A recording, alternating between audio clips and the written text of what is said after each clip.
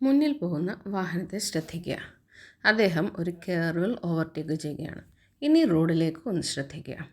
അവിടെ ഒരു ladder marking ആണ് റോഡിലുള്ളത്. ഈ ലാഡർ മാർക്കിങ്ങിൽ ഒരിക്കലും ഓവർടേക്ക് ചെയ്യരുതെന്നുള്ളതാണ്. പക്ഷേ ഇദ്ദേഹം വളരെ കോൺഫിഡൻ്റായി ഒരു കർവിൽ, അതും വളരെ ആക്സിഡൻറ്റ് പ്രോണായിട്ടുള്ള ഒരു കർവിൽ ഓവർടേക്ക് ചെയ്യുകയാണ്. റോഡിലുള്ള സിഗ്നലിൽ ശ്രദ്ധിക്കുന്നത് പോലുമില്ല.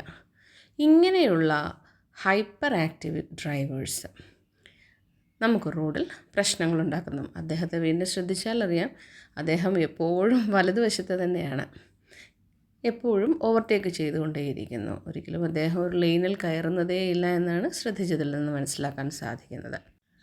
നമ്മുടെ നാട്ടിൽ ഇപ്പോൾ എല്ലാവർക്കും വിദ്യാഭ്യാസമുണ്ട്. എല്ലാവരും അഭ്യസ്ത വിദ്യരാണ് താനും.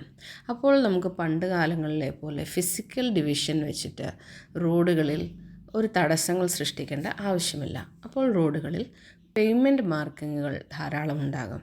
ഇതിൻ്റെ അർത്ഥം മനസ്സിലാക്കി വേണം നമ്മൾ റോഡുകളിൽ വാഹനം ഓടിക്കാൻ. ഇദ്ദേഹം വാഹനത്തെ ഓവർടേക്ക് ചെയ്യുന്നത് നോക്കൂ.